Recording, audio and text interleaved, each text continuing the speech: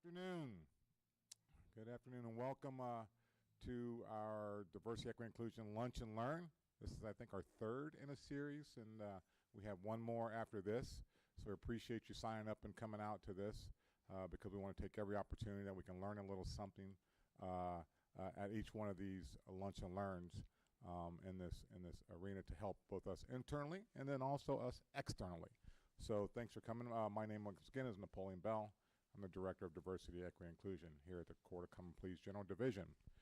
So thanks for being here, and thanks for those who are watching us live streaming on YouTube, and then also the replays that we will have out there. So thanks for chiming in on that.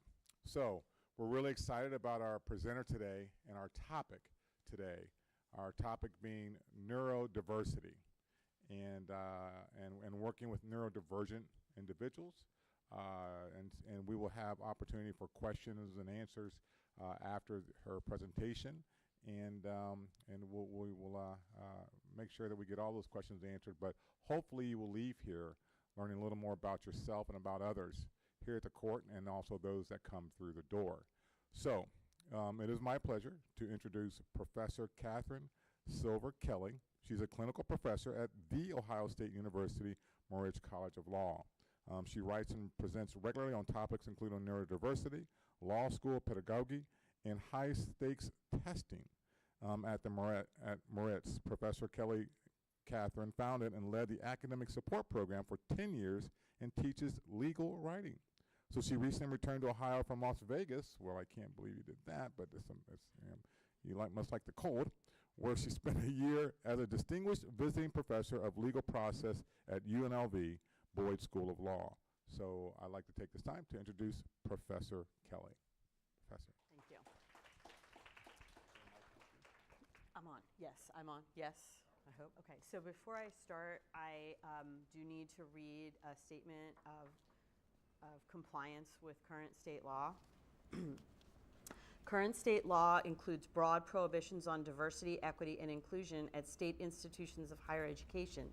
Current state law also restricts university endorsement or opposition to any belief or policy that is the subject of political controversy, which includes diversity and equity inclusion programs.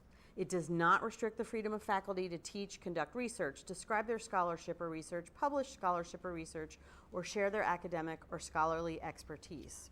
I am not asserting any position on behalf of the University or College of Law, and the use of my title and university affiliation are part of academic affiliation that demonstrates my research and expertise.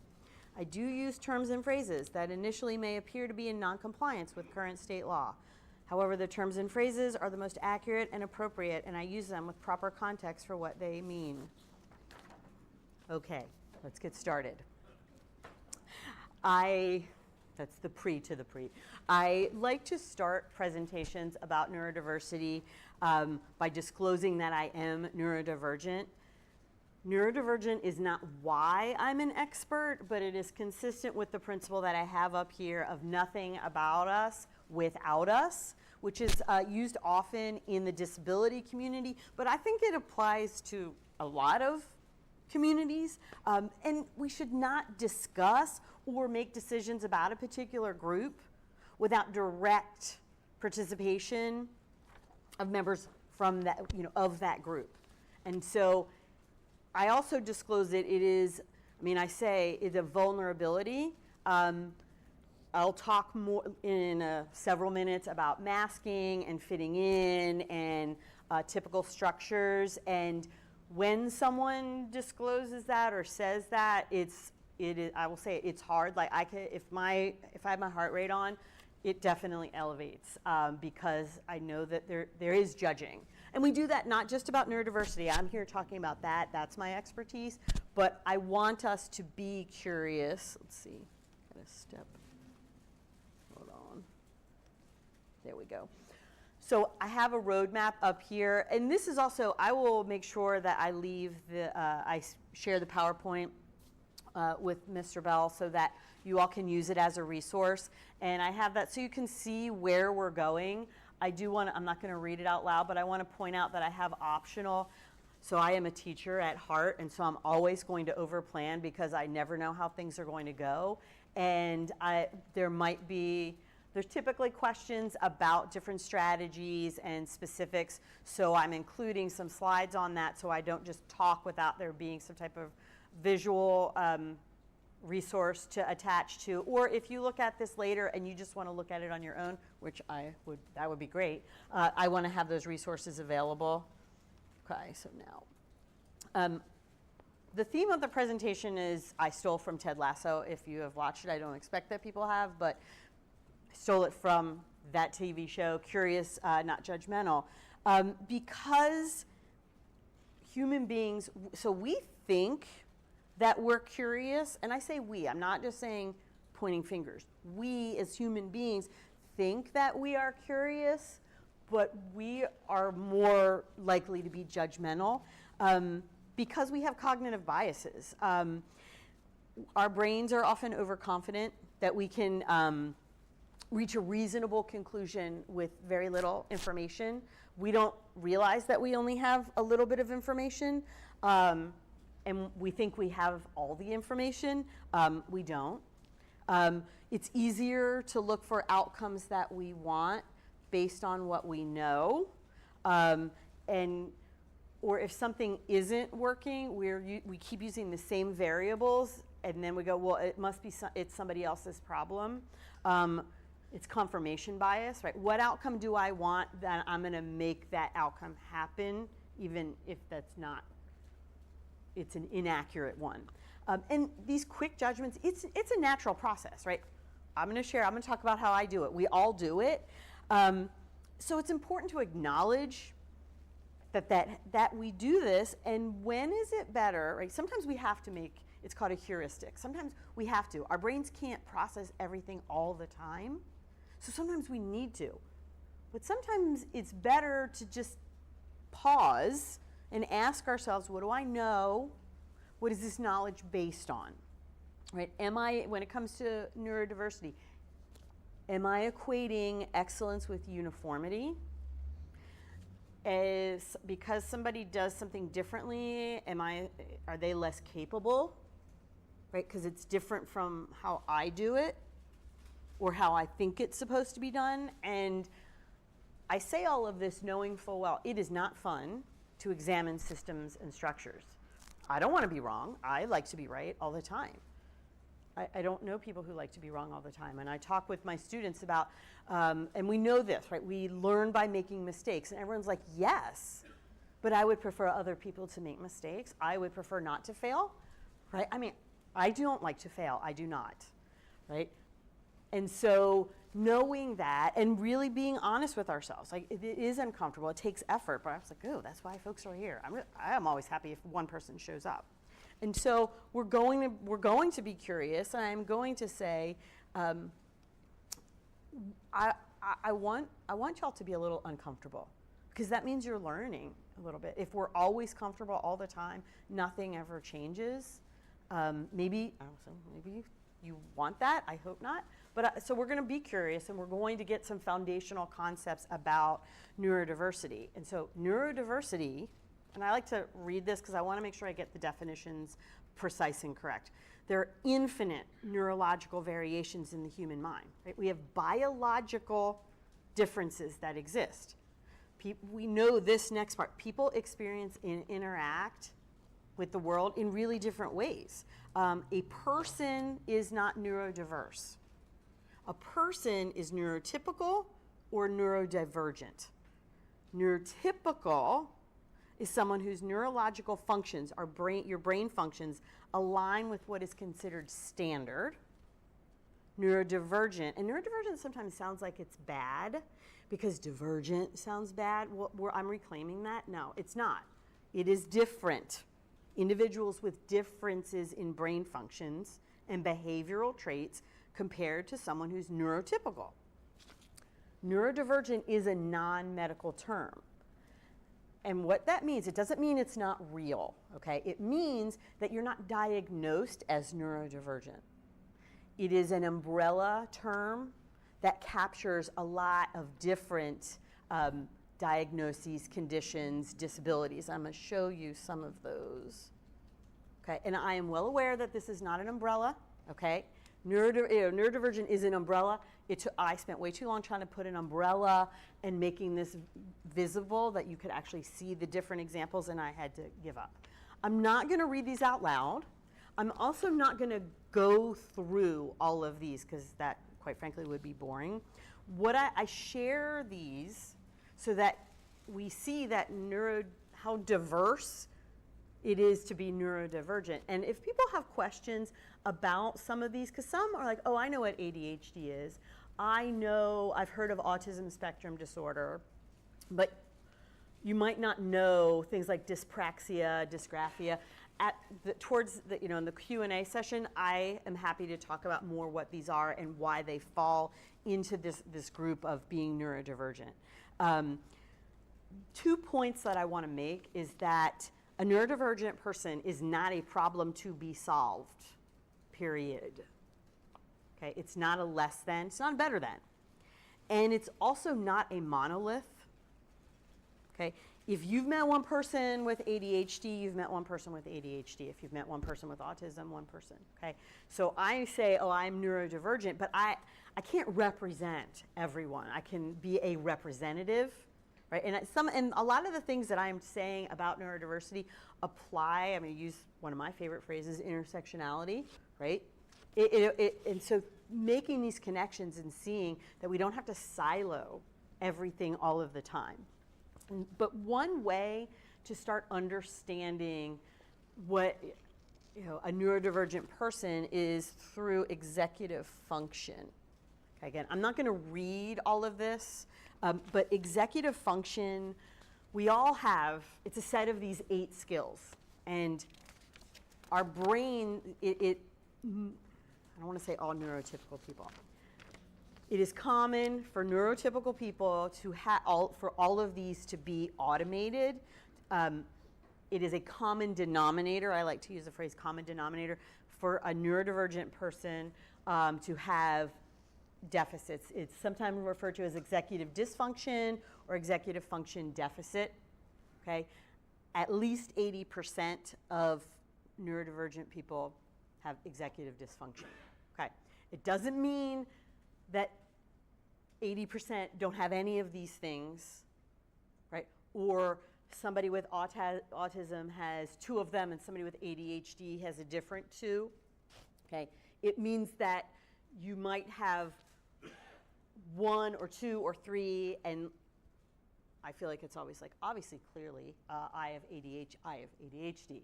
And if somebody else with ADHD, we're going to have different ones of these and really different depths too.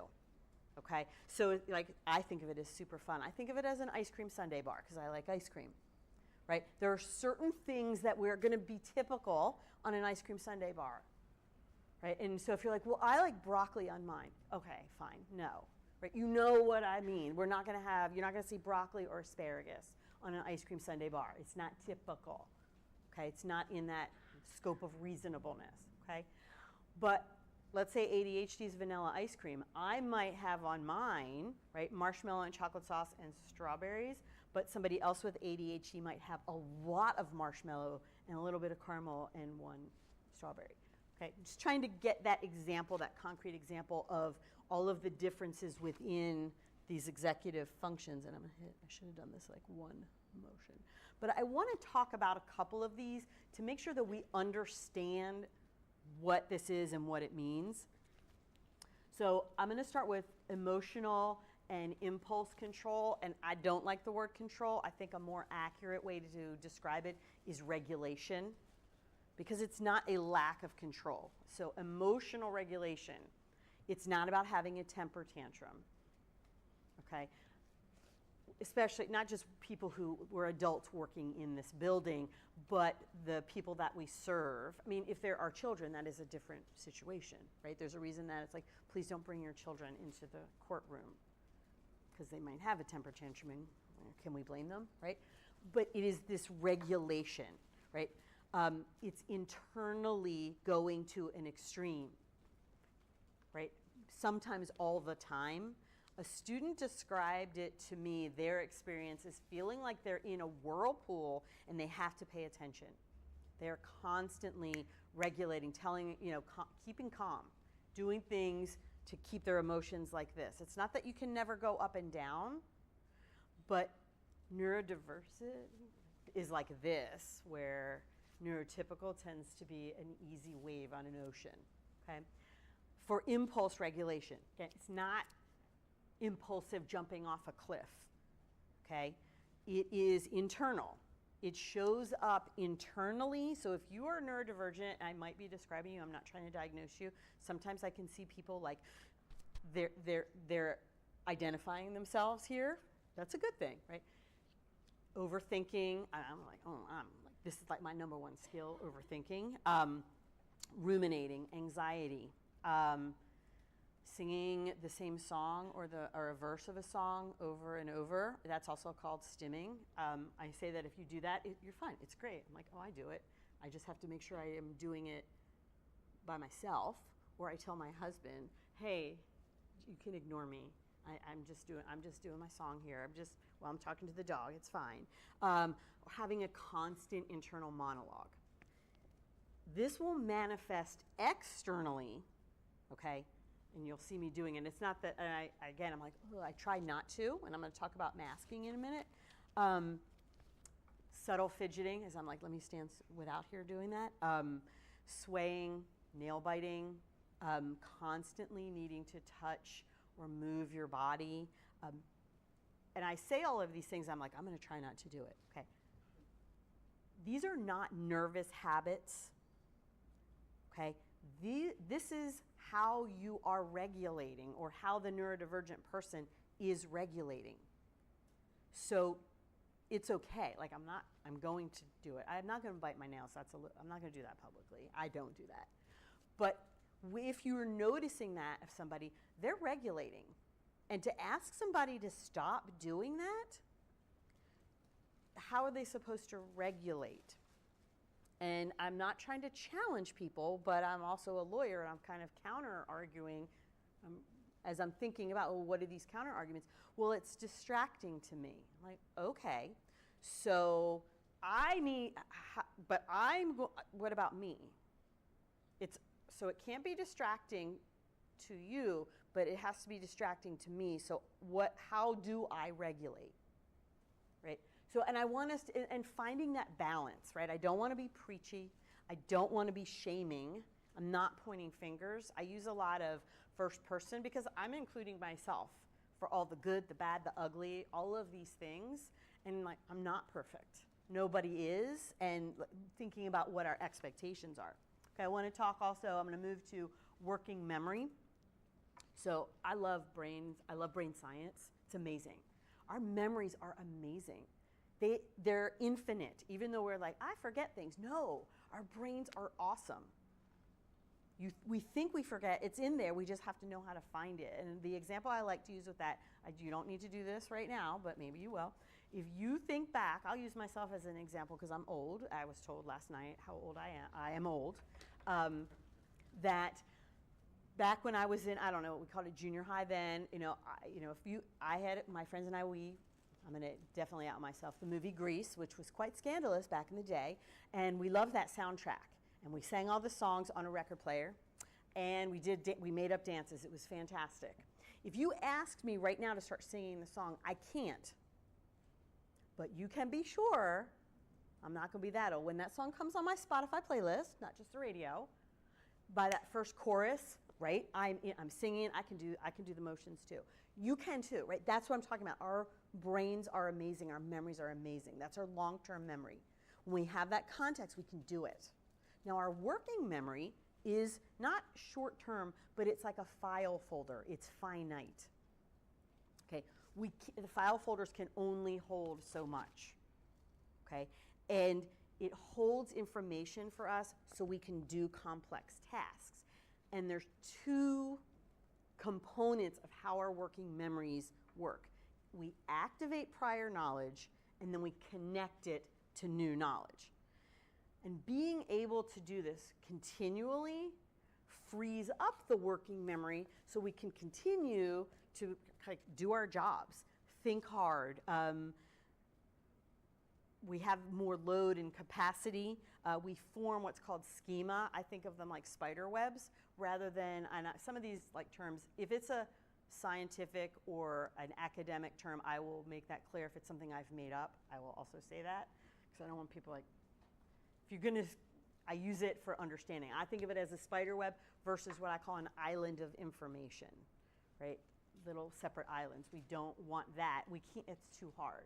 Right? We keep the schema, right, that allows us to reach things in our working memory, okay? So that's working memory. I'm going to talk about all of these together as I want to go through the last one of organization, because it's one of my favorites. Misconceptions about executive function. It's organization, but it's not just it's not being organized. It's keeping track of things physically and mentally. How we arrange our environment, how we arrange our brains, how we create order and structure so that we can actually function, right? Things around us. If you have this aspect of executive dysfunction, it doesn't mean that you are disorganized, okay? What it often means is that you're hyper-organized. You don't have the internal. So I, right, have created multiple, and I would say to the outside world, seemingly complex systems of organization that work for you. Okay, and I'll talk more about that in a minute, but I like using examples. I like to use a lot of examples because I'm talking about abstract concepts. And so when we have concrete examples, it helps us connect, right? Build schema. So maintaining, what I want to illustrate with this is that maintaining executive function requires a lot of effort, okay? For someone who does not have executive dysfunction, it's automated. So when I was describing what working memory does, you're like, huh, does it? Right. It's automated. We do it. You don't have to think about it. When you are neurodivergent, typically you don't have the internal mechanisms. It doesn't mean that you can't do it or a person can't do it. Well, I just don't do deadlines. Well, friend, we're in the legal system. We do deadlines. I'm just not good at emails. Well, get good at them because that's what we do. I don't respond. I'm going to call out young people. I don't know if anybody Gen Z. I don't do voicemail. Well, friends, you better check your voicemail. I think about my students who are going out into the legal profession. I now have integrated a component where we make phone calls because young people don't. It's not a skill that are you kidding? I don't know if there's old people like me, but oh my God, when I got my first phone in my room and that cord went all the way outside my bedroom, oh my God, right? And then we lost phone privileges. Okay, right? There's some things we have to do things. And so when our executive function is external, we have to externalize it. We still have to do it. It's a matter of recognizing that some people don't, it's not automatic. And when somebody has these complex mechanisms, external mechanisms, it's different, okay? And I can't help myself when I'm like, I need to look at my notes so I don't go off track.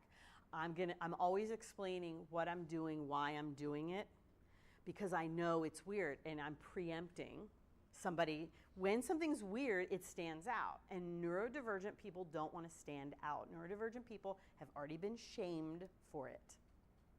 Okay, I'm going to use an example. I don't know if anyone has watched the show Love on the Spectrum. There are some great aspects of it. There's some also others. But there's a young man named Tanner who's in it. And I think everybody in the world, no one touches Tanner, right? And he is just a wonderful young man. And every time he sees his mom, he goes up to her. And I get emotional. I think about it. He's so excited. He goes, Mom, I was a good boy. That hurts my heart every time I hear that. Like, I have goosebumps when I say it because I know, right? I get just the emotions, right? Because that's what he knows he's supposed to be. And he wasn't a good boy. I know this, that he got in trouble. I know that he wasn't doing the typical things. And you only want, right? And we might not be Tanner, but we want to fit in, right? And so thinking about that, we have been shamed for it, right? I don't want people to feel bad if you've been the shamer, but I want us to think about, we do it without realizing, right? The other graphic on this slide are examples that I'm not going to read of how executive dysfunction often manifests. I also have a running list, so if anybody has any of these and you want to send them to me afterwards, please do, because it's now at like 3 pages. I wish I could just like read them all. But there's just so many ways, because we all have these experiences. But what I want to point out with this is that regardless of how it manifests, a neurotypical person doesn't struggle with these things, at least not multiple things all the time. And I always get nervous when I say this, because I know this is where I get the pushback. Well, I have trouble staying organized. It's hard for me to focus. Oh, I can't have quiet in my brain. Like, what are things that people have said? And like, oh, well, it's hard for me to switch tasks too, or something like that. And I mean, it is frustrating, okay? I'm smiling because what I want to say is, do you have a degree in psychology? Oh, are you a neuroscientist? Have you done any research? Okay, I do not, because I don't want to have to defend, right, I'm not better or worse, right? I don't want the neurotypical person to feel like they're not working hard, right? Because we are, but it's not the same. And neurodivergent people are not going to say anything, right? One thing I'm not here to do is like justify the existence. Well, neurodivergent people are really good at this. No, neurodivergent people can do whatever they want, okay? And also I can talk afterwards about how do people solve problems if you only know how to think linearly? I don't understand that. How do you handle crises? Personally, I'm like, give it to me. I'm good at that. So I say that, like, but that's not what this is. It isn't a better or worse, right? There are different approaches. And the disconnect really comes from reasonableness. And I think whether you're a lawyer or we're all related in the legal system here, we understand that concept of reasonableness, right? A neurotypical person is being reasonable in what they're saying, right? So is a neurodivergent person. But what gives meaning to reasonableness, right, is our individual knowledge and our collective experience, right? That scope of reasonableness, objectivity. So when we're thinking about what's reasonable, that's where I want us to think about, what is the scope of my individual knowledge? What is our collective knowledge? Am I engaging in that collective experience? What do I know about neurodiversity? How do I know this? And I want to. So I'm going to play these 2 clips. They're snapshots. One is of an ADHD. They're short perspective, and the other one is an autism spectrum disorder perspective. Many people with autism spectrum disorder have auditory processing, and we'll see what that is. Before I play them, I'm going to say they're a lot. I don't think so. I'm smiling because the first clip, I was like, I don't know how to explain to people what is going on in the ADHD brain, because people are like, no, me too. I'm like, no, I'm telling you no. And so I was looking for clips, but to me, all of the clips looked normal, and I didn't know if it was representative. So I had to find some neurotypical people and say, hey, tell me, hey, what do you think of this? Okay, so I share that, like, because I can explain it, but this apparently is not typical. This is ADHD. Oh, Avatar looks really good. Appa is so I really cute. want to go and get a snack. What do I want to eat? Maybe Oh, some hi, ice cream. Kitty. No, let's do something kind of he's so healthy. cute, Kitty. She's hungry, so I should feed her. These need to get put away. Yep, we're going to Okay, one thing about me, I have ADHD. Those really quickly. I wonder what hairstyle that is looks doing really right now. good. Oh, I left that open. Oh, I literally God. always leave Okay, this let's open. take this out. Well, actually, you know what? Let's go ahead and feed the Hey, cat remember that one first. time you were at a party When I and get you the said can, hi I to your go friend ahead and and it was soup. super I know weird? a couple more of these things away. That's super easy. Put it in that drawer. And okay, let's just go ahead and put Oh my that away god, I really should quickly. rewatch High School Musical. Okay, no room in the fridge. Let's just go ahead and Cause you organize are this the real quick. music in me. Okay, way more organized. That way that can fit in right there. Honestly, I love watching Perfect. kids' Put that movies liner and back TV in. shows. It's so much fun. And oh my goodness. All right, let's go ahead and just take a sip for a second. Oh wait, I literally just forgot my snack. Oh my god. so I like, does not everyone think like that? I will give one more example of this, and then I'll play the other one. Was it 2023? The NCAA Men's Gymnastic Championships were at OSU. I don't know if anybody went. It was awesome. Okay, so my neurotypical sister and I went, and we're sitting there. We had never been to a gymnastics meet. I've seen on TV, like and I think it's a good example. My knowledge is based on what is Simone Biles, okay, or what I've seen in the Olympics, right? Or I don't know if anyone has watched something that we think is easy in the Olympics, right? It's not, okay. And so we're watching this, and all of the events are going on at the same time, but they're not synchronized. And there's different announcers at there's like 6 of them, okay? And they're all announcing differently. And of course, it's NCAA's, it's college, so there's music. And also, I'm old, I'm like, what music is this, right? So music is also playing, and people are cheering at different times for their different teammates. And we're sitting there watching, and my sister, and it matters, we're in our 50s, so it's not like I'm not new to her. And she leans over, she goes, is this what it's like for you? And I went, yeah. And she was like, oh my God, oh my God. I was like, okay. It was one where, okay, but she got it. And also, it mattered. She's neurotypical. Both her kids are not. So it was a good moment for her. I'm also talking how she gave me a nice check myself moment. But so another example of that. Now we're going to do the next one. All right, welcome to class, everybody. It looks like it might be a little wet outside today. It's been raining, so hopefully you've all been staying dry. What I would like for you each to do is to grab out your book. We're going to turn to page 45, go to section 2. So we left off yesterday. We'll be working on equations. You can partner up if you'd like, or you can read whichever. Okay, so what I am showing here, right, is that here's the brain differences that I'm talking about. It's not a matter of willpower or motivation, right? And so especially with auditory processing, there's everything is at the same volume. And this isn't a bad thing, like when everybody was opening, if you were watching this on YouTube and we hadn't started the video yet, or if you've ever been on a Zoom and there's people live in the room and everybody was opening their chips at the same time, the mic picks up on that and it's so loud. Okay, that is auditory processing for somebody who's hearing that all the time with everything. And sometimes the sensory, there's a, say, hypersensitivity, it hurts. These are good lights, but fluorescent lights have, I don't know this, but I know this is true, have a sound and a feel that hurts, visually hurts, and also have a sound that hurts. Sometimes a heating and HVAC system has a sound that hurts. Okay, so just being aware of that.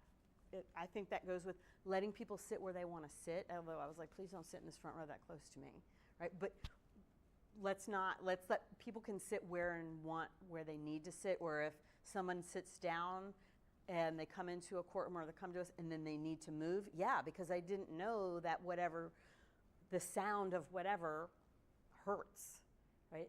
A studentist has also described it to me as having a fly or mosquito right next to your ear all the time.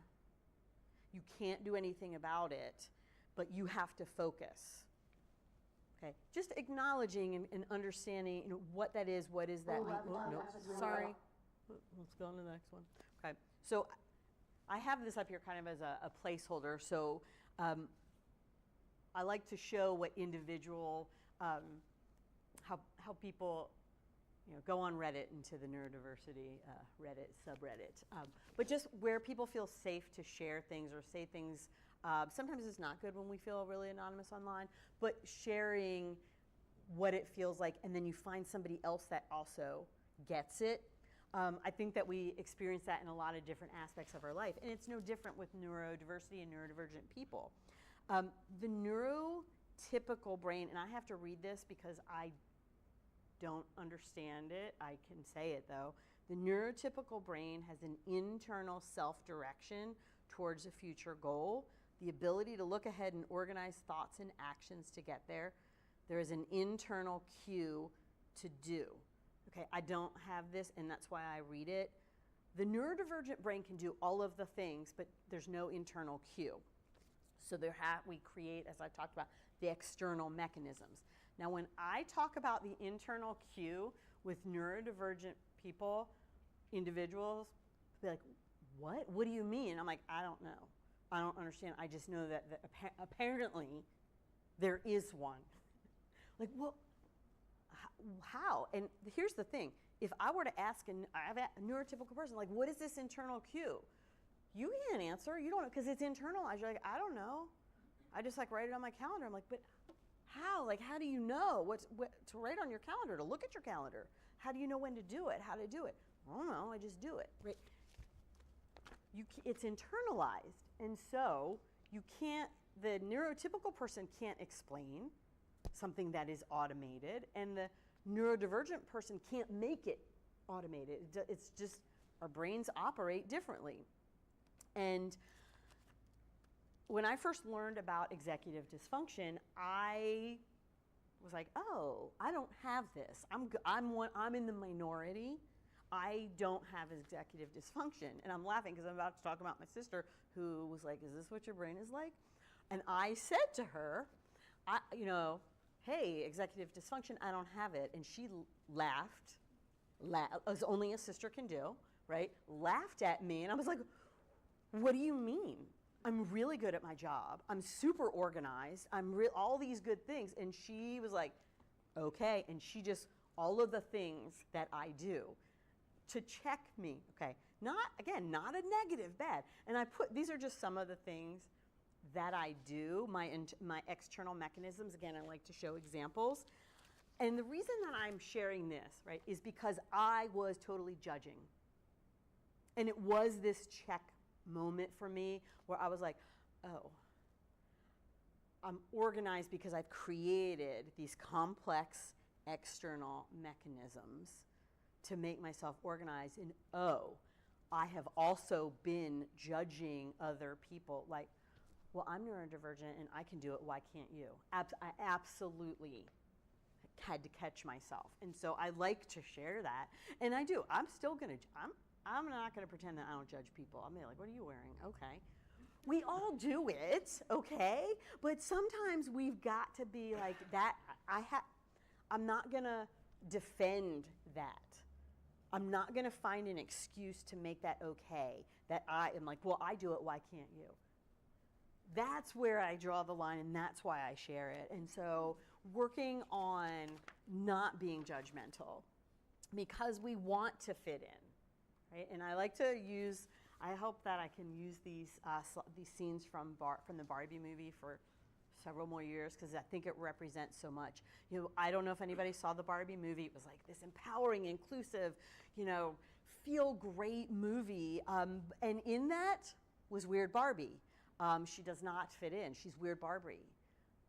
I mean, they put her up on a mountain. She's physically excluded. But also, they needed Weird Barbie to save the world. I'm just saying, Weird Barbie, okay? I'm going to tell you, I saw the movie. It was great. It was awesome. And I'm talking with some friends about it. And I forgot to mask, which I'm going to talk about in a second. And I said, without thinking, oh my God, I totally related to Weird Barbie. And I was like, and then I went, oh, I'm being recorded. Oh shit. Because that's exactly how I was like, oh shit, I forgot to mask. Because I was supposed to relate to President Barbie. I wasn't supposed to relate to Weird Barbie, and I forgot. Because the reaction, people were like, oh yeah, and then I was like, oh, well, I also President Barbie. But Weird Barbie didn't wear high heels. Like, I'm making up these reasons and excuses for why. But thing is, I'm unmasking. I am Weird Barbie. And when I find some other Weird Barbies, it's awesome. Because we want to fit in, right? And when we don't, when somebody acts outside of the norm, we know the impacts that it has, whether it's in the work environment with getting recommendations and promotions and even getting hired, employment opportunities, or the people that we serve that come in, and just our perceptions and our expectations and how we treat them. And I want to give an example of where differences seem to matter based on a lack of understanding and knowing what the differences are and where they come from. So when a person is talking about something that happened to them, a neurodivergent person might often share a similar experience that happened to them. We do that to show that we're listening, that we understand. It is how we relate and show empathy. Okay? Apparently, neurotypicals, I'm like lumping neurotypicals together, neurotypical people don't perceive it that way. It's self-centered. You're not listening to them. You don't care. You're not showing empathy. Okay? When you as a neurodivergent person learned this, and if you are just learning this now, it's okay, it's good, right? I know when I did, I was like, oh, my entire life replayed in my brain, and I beat myself up, and I relived every time. I was like, oh my gosh, and I can never do that again now, because I don't want to appear self-centered. And again, when I say this, when I say me, these are not just my individual experiences, I use them as characteristic experiences. Okay, so when I'm engaging, or when a neurodivergent person is engaging in a conversation and someone is sharing their experience, we're self-monitoring. Okay, don't do it, don't share your experience. Okay, but I don't know how to show empathy or that I'm listening, so I'm gonna do this. And I'm gonna make noises because that I think are sympathetic noises. I'm gonna nod my head really vigorously because a neurodivergent person, how you know that we're empathetic, that we're listening? Right? It's a difference. Again, and I would say, so if you're a neurotypical person, be open to somebody sharing their experience, and now you know, oh, this is how they are, this is how the person is relating to me and showing that they understand. And so you can appreciate that experience for what it is, not as being self-centered. And this is where I have a lot of strong feelings. Like it is not the neurodivergent person's responsibility all the time to shift, to understand, and have to mask, right? Why are we not allowed to be weird Barbie, right? Sometimes when you're on the inside, and I'm on the inside, I'm part of the system in a lot of ways, right? I think we all are. But I also think everybody's, at least in one aspect of your life, you're not in the system and you're really aware of that, right? And when you are a part of that system, we forget, right? Especially in this concept, systems and structures were designed for neurotypical brains. And so, people are having to reconstruct and figure out how to fit in, right? And so what happens for neurodivergent people is masking, okay? Masking is pretty much what it says it is. It is you are putting up a mask to suppress or conceal traits, inherent traits, in order to meet the standards, the neurotypical standards. Masking is not good. Part of me wants to be like, I'm going to give you every citation on every study that's ever been done. It is not good. Okay, if someone is good at masking, that's not a good thing. High masking, ooh, I didn't know you were masking. That's not a compliment to someone. Okay, it is why oftentimes a neurodivergent person is first, if they have a diagnosis, they are initially diagnosed with anxiety and or depression. Okay, anxiety and or depression does not fall under the neurodiversity umbrella. It is a symptom of the underlying. Because when you mask, that's what happens, right? Because I don't know how to explain to people, like, you can't be yourself. And it's not that, oh, I recognize I am in a courthouse. I did not wear my shorts and t-shirt. I took my flip-flops off when I came in. I'm from Kentucky, so, I'm going to give that too, right? I can't go barefoot in here, right? There are differences, and I'll talk about that professionalism. But some of this masking, we shouldn't be expecting it. And I'm going to just talk about two, because I think fit into the professional context: eye contact and small talk. So neurodivergent individuals understand that conversations are important interactions, right? That it is important to make connections. Neurodivergent people know how to build connections, okay? We know how to have friends, okay? But from the neurodivergent perspective, neurotypicals talk about things for no reason. The surface level of conversation that's where a neurodivergent person is going to disengage. It's a waste of time. A neurodivergent person wants to have a conversation about things that matter. And I don't mean like heavyweight things, but in-depth conversations. We want to find out if you have compatible views. So what is with this chit chat here? That is a waste of time. Why are we doing that? Let's get to what we really want to talk about and find out if I really want to get to know you. So the neurotypical approach is, but the chit chat gets the conversation going, right? That's how we kind of step in. Okay, right. The neurodivergent person is like, no, we don't build connections with chit chat. We have to talk about things we're interested and share our experiences. Okay. Neurodivergent people have learned we're not allowed to do this. We have to make small talk. Okay. We have to put the mask on. We have a list of appropriate topics that we know that we can talk about. Sometimes they're general. Okay. Sometimes they're specific, like, oh, I know I'm going to X event. So, okay, it is Ohio, so I can always talk about the weather, like, right?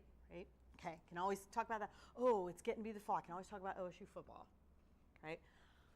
Oh, whatever event it is, you're coming up with this list of 2 or 3 things that you know are your chit-chat topics. But, oh my goodness, if you run out of those, you're in trouble because it's only a couple. You may have practiced it, but you're coaching yourself.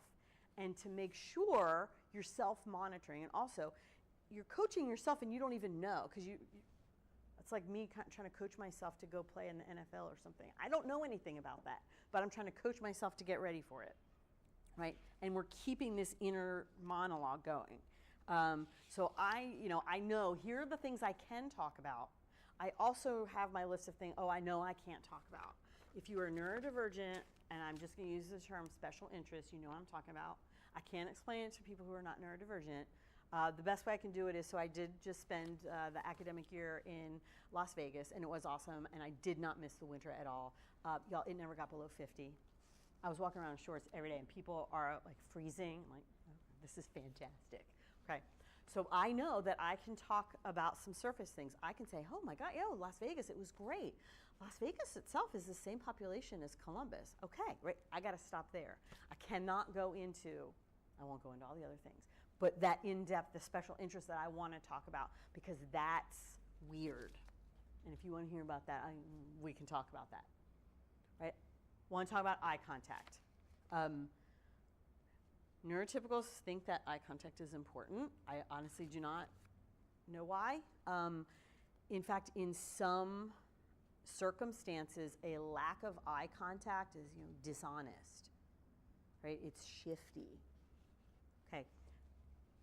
A lot of neurodivergent people cannot make eye contact without consciously, like I'm trying to do it right now, like I feel like I'm staring at you, it's super weird to me.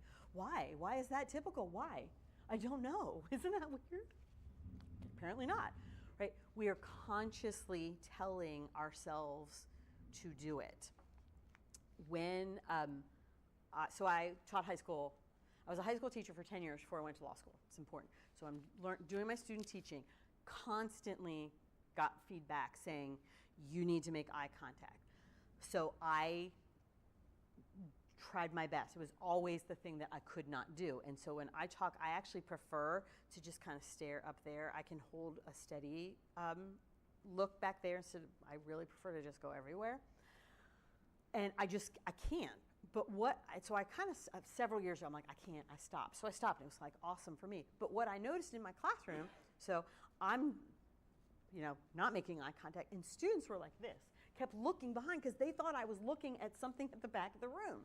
So here's where the balance comes in. I say, and I have to be vulnerable, I say, so I'm not good at eye contact. When I have to, I will, but when I'm up here, we're talking and we're in class, I'm gonna be looking at the back of the room. There's nothing back there. So I don't want you all to be distracted. And I kid you not, and law students can be harsh, all right? I love them, but also they're going to put some words in the student evaluations, all right? Everyone's like, oh, okay, cool. But that's where I'm talking about the balance, where I don't have to make eye contact, but I also need to let people know, yeah, there's nothing in the back door. It's just me where I'm looking.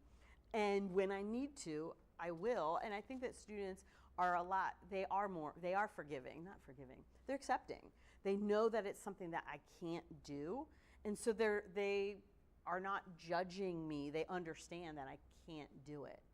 And I have learned that by saying that in the classroom, I'm in a position, right? I have the agency, right? I'm on the inside where I will have students come and go, oh my gosh, thank you for saying that, because I can't do eye contact either. I'm like, right?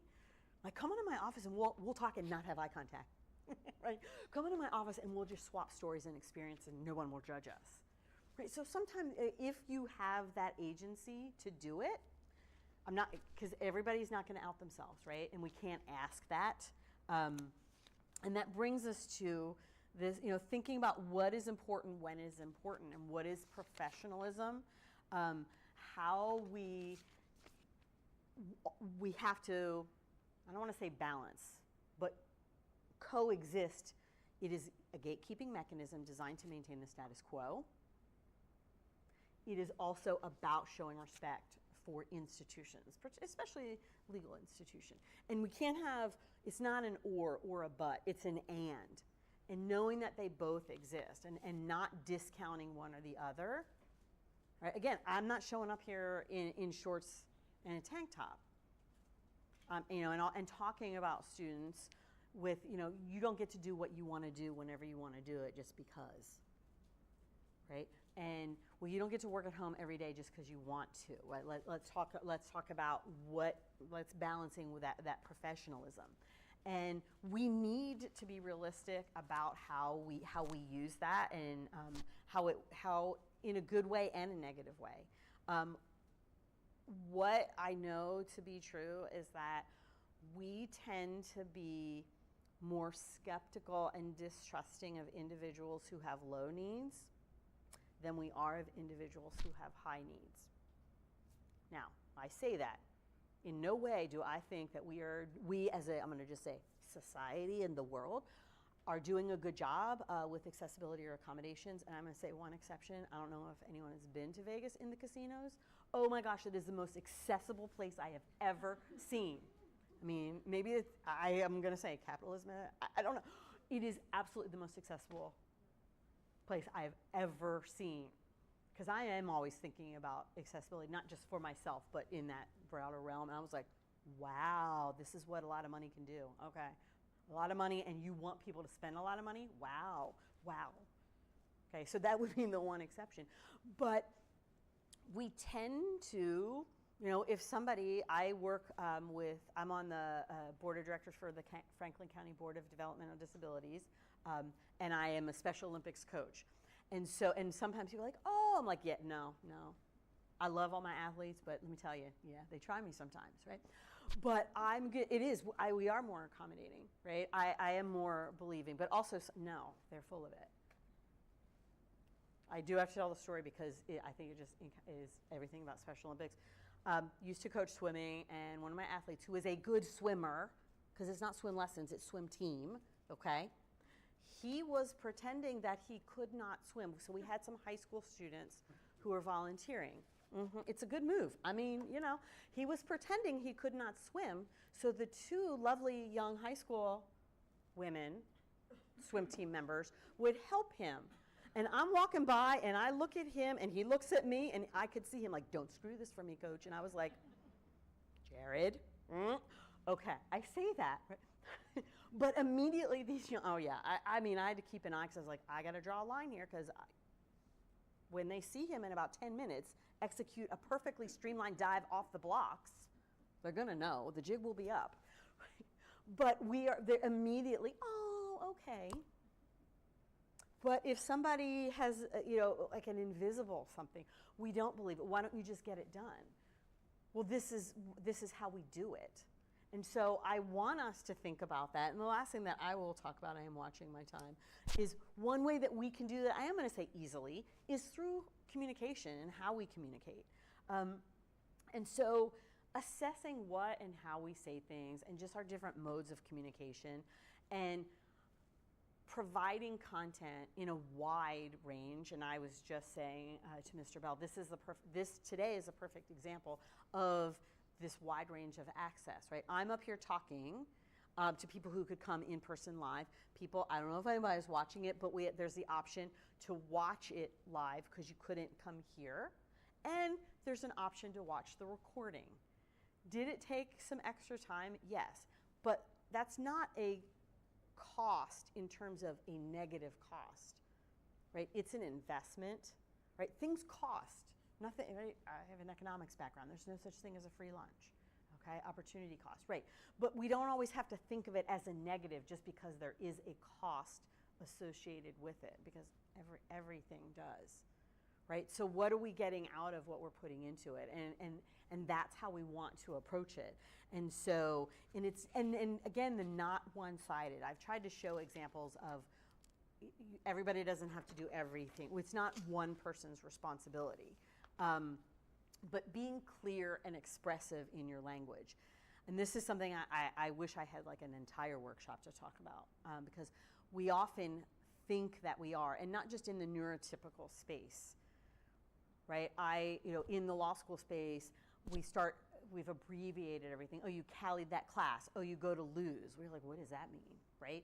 Well, me just saying that again isn't going to help somebody understand. But neurotypicals often don't say what they mean, and I am grouping everybody together. So example, there's in a conversation, a neurotypical person will say, hey, we're going to get coffee. And a person typically with autism will think, oh, okay, like, don't you want me to go? Why aren't you asking me? And they'll respond with, okay, have fun. And the neurotypical person might be thinking, well, we just invited you, right? And they go like, well, she didn't want to go with us, so I'm not going to say that again, right? That's not clear and expressive. Some of my favorites. Do you have a minute? Let me know when you have a few minutes. Okay. Nobody means this literally. It's vague. Okay? So I don't know if there are any judges here or watching, but when a judge says this, it's not a question. Do you have a minute? Yes. The answer is yes. So if you are neurodivergent, the answer is yes. When someone asks you that, you go, yes. But also, the neurodivergent person not only should be just allowed, but self-advocate and say, what do you mean by a minute? Do you mean 5? Do you mean 10? And the neurotypical person, or whoever, is saying, do you have a minute?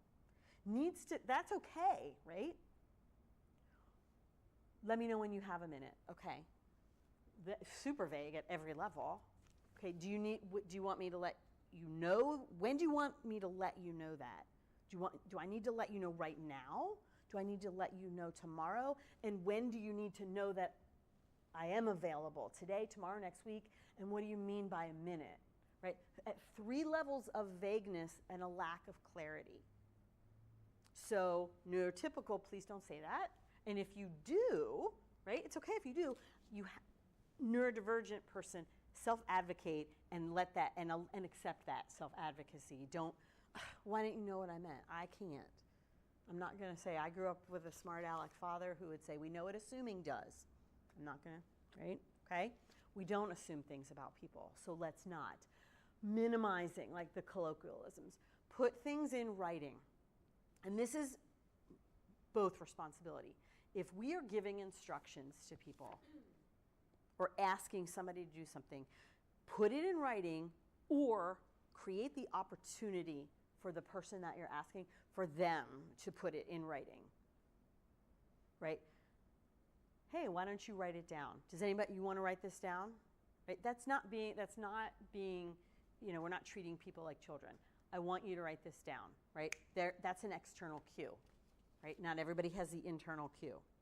Or if you are given the instructions, say first, second, third. Hey, this is the priority. perhaps, I don't have this up here, but we tend to say, is that, you understand what I'm saying? And people are like, yeah, okay. Instead of phrasing it, is everybody good? Everybody understand? Say, what questions do you have? And if you don't have them right this moment, shoot me an email by the end of the day. Take a minute, think about it. When you have questions, ask. What's confusing? Instead of the assumption that it's important. Because the thing is, what we're doing and saying and communicating, it is important, and it is important for everybody to understand. Everyone, not just, neurotypical and neurodivergent. Right? And so if we are more aware of that, we're more likely to do it. Thinking and engaging, the multiple means and modes of communication. The example that I give for that is the neurotypical way of thinking tends to be top down, big picture to smaller. The neurodivergent way of thinking tends to be bottom up, details, right? Building the spider web and putting it together.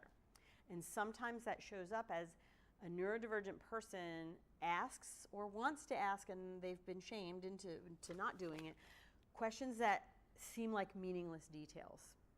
They're not the big picture. You're right. But so what? What do you care? So if somebody is asking what you think is a meaningless detail, either answer the question so that person can close the loop in their brain and know they're building their spider web and they're going to get there, or say, can we put I don't like the term put a pin in it, but it's like, can we put this to the side right now? I promise we'll come back to it. I want us to address X before we do 2. Right? These are little things that everybody can do.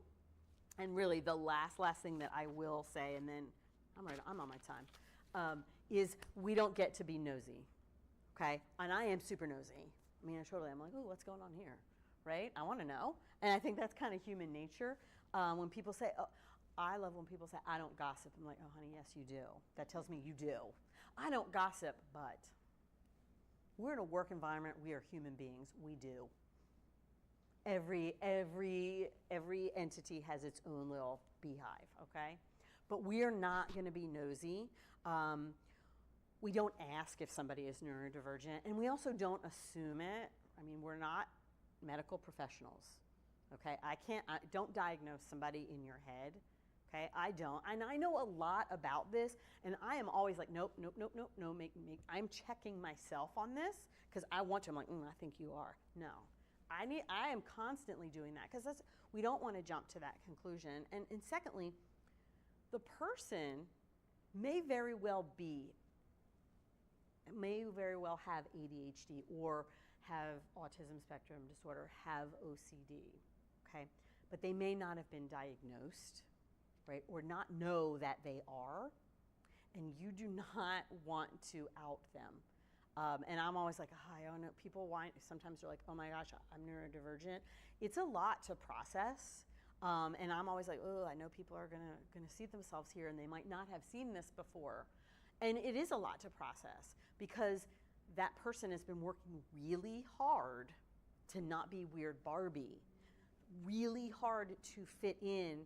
And if you pull the curtain back, I'm like mixing a lot of metaphors here, right? Then we just don't want to do that.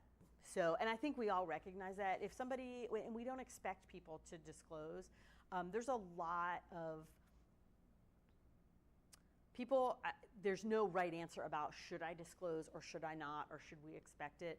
And what I have learned, and where my outcome is on this is, because I'm a lawyer, it depends.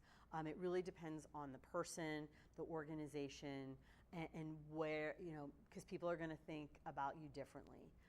And that goes for a lot of things, right? I hope that we're seeing a lot of intersection here. And so it is a personal decision, and that's where we want to be respectful. And I think it always comes down to just that, we're human beings, and I want to be treated with respect and accepted. That doesn't mean everybody likes me. Actually, I know if everybody likes me, I'm doing something wrong. I know that. But I'm also, it's like, ooh, you're a lot. No, I'm not a lot. No, maybe you just can't, you're just not enough, right? Lots of phrases for myself. But, right? But having to learn that. And so sharing kind of a little bit of, well, maybe a lot of my own journey and experiences and other people's, and just bringing together like what neurodiversity. Oh, I didn't know that before. I haven't thought of it that way. Oh, I'm going to try to be more curious and maybe noticing things. And actually, I lied, but I'm like, this is the last thing I'm going to talk about. I want to say one more thing about it. Like the people that we serve are not, or might also have intellectual disability paired with, right? And recognizing that. And I think sometimes like we know that, but when we have, so in education we have like academic rigor and artificial rigor, right? There are certain expectations that we should have, but artificial rigor is setting up these boundaries of, well, you wore jeans to court. Well, maybe that's all the person had, okay? And I will give an example of thinking about this, the people that we serve.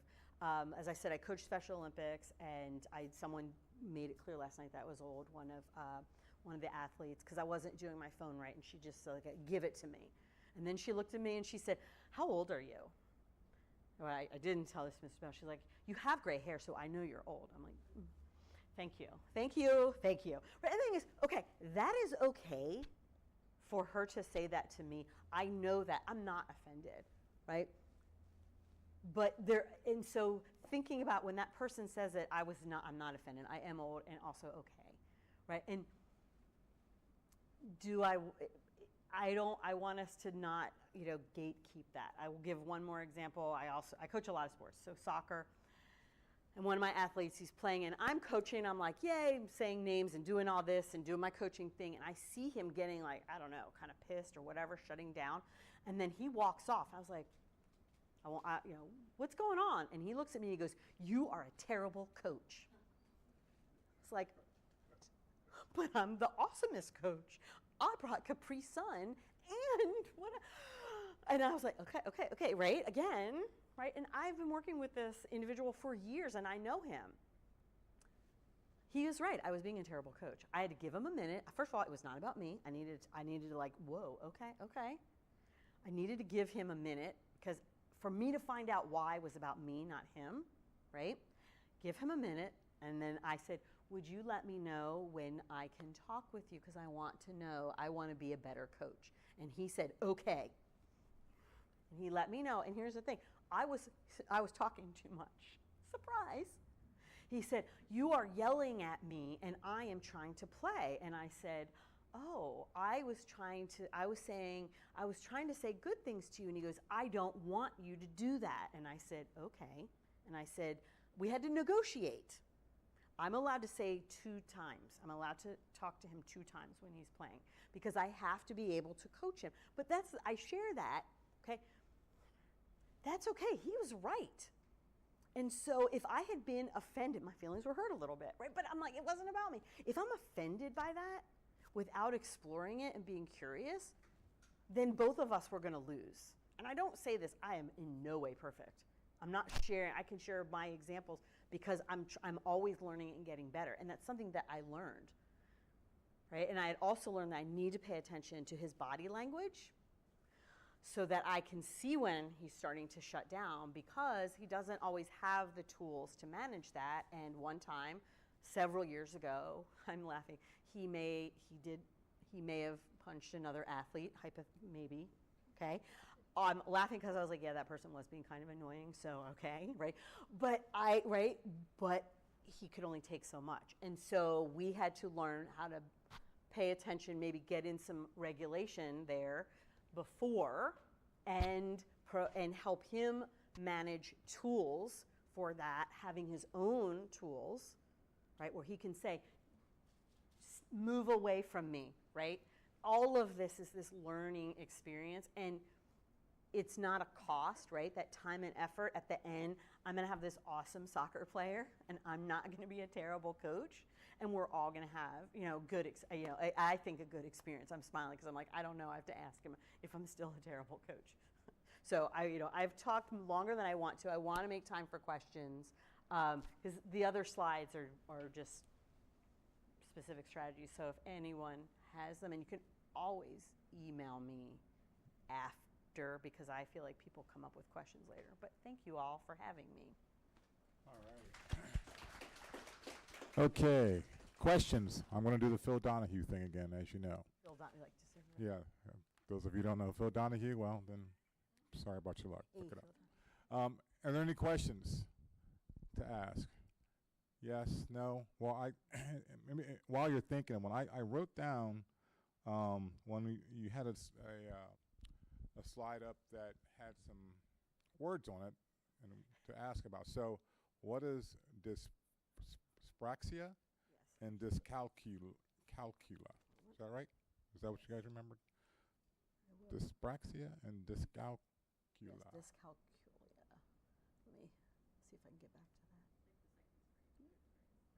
There we go. Yes. Okay, I even wrote down my notes. So, because I want to make sure I get these. So, and these are new, I don't want to say newer ones, but I always like to start with as I'm learning about things, because I'm an expert because I have researched and learned, and I'm continually doing it. And my singular experience is not, right, the example is not the rule. And so I'll say, a lot of people have heard of the term dyslexia, and I actually want to talk about how it relates to dyspraxia. So all of these are developmental, cognitive developmental disorders. So dyspraxia is difficulties with motor skills and coordination. It doesn't mean you're clumsy. I want us to think about it in terms of fine motor skills like writing or typing, and it's not that the person doesn't have the skills, okay? But these require, and if it's internalized, you don't realize this, it's planning and execution. They're multi-step movements for writing. And more practice, you don't just get better at typing or writing because you do it more, but there are multiple steps in writing. It's more challenging. And so it just requires more effort, not necessarily more time, but you are exerting more effort, right? There's spatial perceptions, working memory, conceptualization, organization, and so creating the external processes for these. Do I have up here? Dysgraphia is difficulty turning your thoughts into written language for your age and ability, okay? And it is not an intellectual disability, right? In absence of an intellectual disability. I'll say, I'm like looking at all the steps. Do I go through? I'll say, do I have dyscalculia up here? Yes. Okay. So that is math related. And if you're like everyone in law school, at least is like, well, I have this. I'm like, no. Maybe you just don't like math. The processes involved, and I wrote these all out because these are automated for me. Visual processing, you see the math problem, okay, and sends the component to your brain. Then you hold on to the specifics in your short-term memory so that you can work on it. Then your brain, your language skills, have to translate the symbols into what those symbols mean, like to, what does that actually mean? Then you get into your long-term memory to access how to solve the math problem, like what does the plus sign and the equal sign mean? And then you also have to understand quantities and amounts. And then you calculate it all, right? And I read all of these, so I'm like, oh. And I'm not talking about complex things, but there's a lot of steps that go into 2 plus 2. What does that mean? So that explaining how it's cognitive, and then the external, and that people need external mechanisms. And again, I keep coming back to it. It's not more time, it is more effort. And it might be, do you need something instantly or can you wait 2 seconds? I'm not talking about more time like hours and days. I'm talking about seconds, right? But those seconds add up. I hope that answers the question. I want to make sure I say it answered accurately. It does. It does. And then one other question, not unless somebody has something. You talked about Vegas. With all that stimuli, though, right? How can someone who, it seems like that one of those, one of those pieces that someone could not do that. because of all the stimuli and different sounds and all that's happening at the same time? There are, if, for somebody who has hypersensitivities, I mean, can we normalize headphones? Noise canceling headphones, or there are ways to adjust it. I mean, I wasn't going in the casinos, right? But thinking about all the noises and lights and sounds. So if somebody needs to get up and move, or saying when people come into a room, if there's a lot, there are a lot of noises and sounds going on in here. So if you need to find a spot that is good for you, if you need to if you can't do headphones because you actually have to hear what's going on, you can wear, saying if you want to wear, and I don't think that you have to provide this, you can wear one earplug. Also preparing people for that. And I was thinking when you're talking about going out into the community, like demystifying what the courthouse is like, also including there's a lot going on. So if you are going to come to court knowing this, and you might not be able to wear headphones or avoid the sounds, but there's something called spoon theory. And so people who often have chronic illness or have one of these diagnoses, there's a finite amount of spoons, and different things, you use more spoons. And if you have this, I don't feel like I don't need to explain it if you don't need it, okay? If you say to somebody, make sure you have enough spoons to come to the court, they will know. They will know. And so preparing so that you have the energy to expend, because you know it's going to be more, to on-ramp yourself into it, and then knowing, okay, I'm out of spoons. I only got 5. And so I'm going to use 4 of them while I'm here, what I'm doing, knowing I'm not going to, I can't do anything else that day. And so that you don't go into burnout. But I always am going to come back to, it's not one person's burden, but the more that people know, and I think preparing them for that experience. And I do think about people who are at more profound ends of some of these diagnoses. They can't re-regulate in that moment, and it will result in a meltdown. I don't know if we've all seen that happen, but it's just not good. And at that point, I don't want to say it's over, but it's not coming back. Well, can you explain a little bit then, because I've never seen a meltdown in the sense of what you talk about. So could you give us somewhat of an idea of what that would look like? Because if someone was suffering through a meltdown, we'd kind of be able to, that would be helpful. So I did, so the example I gave with my athlete who came off the field and said, I'm a terrible coach. I'm going to say that was a good meltdown. Like, he didn't completely go to the extreme, but that was it. And he was at meltdown stage. And this is where I'm not a medical professional, and I don't want to hear the things you do, but recognize that what it is, and you can't really stop it. You can't, it's going. And it's more of a, okay, it is okay, go ahead and process. I'm talking quietly, right? Go ahead and process those feelings. Don't move other people out of the way. We don't need to be nosy and come over and stare. It's like, give the person the respect and dignity and say, hey, can we step outside here? And I would hope that they're not penalized for it, but I'm hesitating because I'm not the medical expert. I'm like, they reschedule whatever you were doing. Please don't penalize for it. There's also, I'm not trying to make excuses for people, but it's like, okay, is this a meltdown? Why? And even if they know better, if they can't help it, they can't help it. I'm like, so let's adjust how, just saying something louder.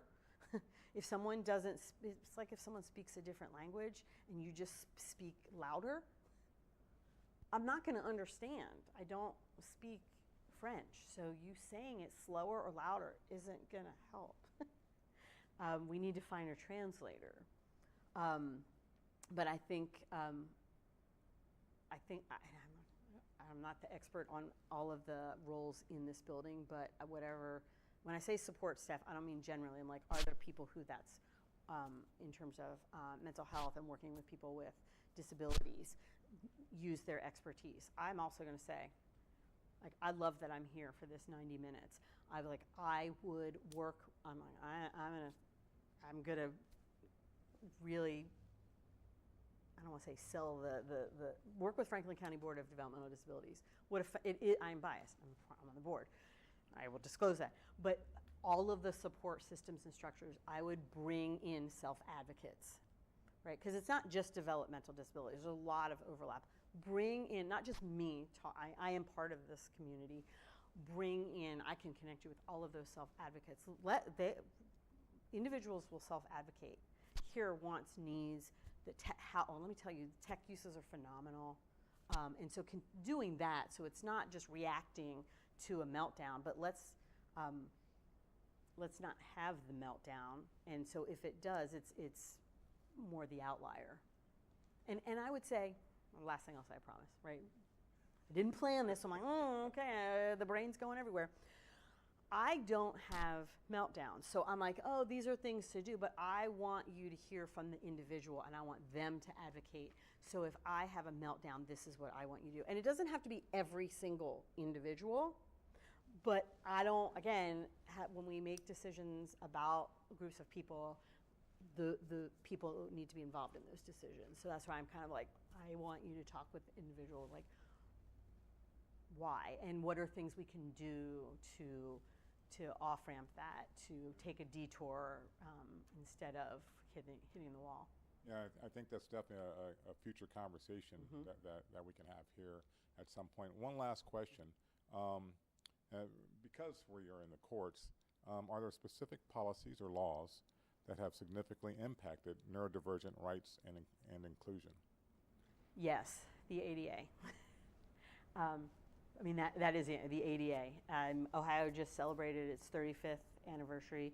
A lot more work to do. I mean, that's how I'll end it. I'm pro ADA. I'll say that. All right. Well, if you could put your hands together for Professor Kelly. Thank you. Thank you so much for coming. We really appreciate the information and all that you've given us, and we'll make sure we get a copy of the PowerPoint for people to have have that to refer to, and hopefully they connect with you, here in the future. So, thank you again. Oh, you are welcome. I was like, now you're going to want to see my dogs. Okay. Oh, Oh, no, I didn't know.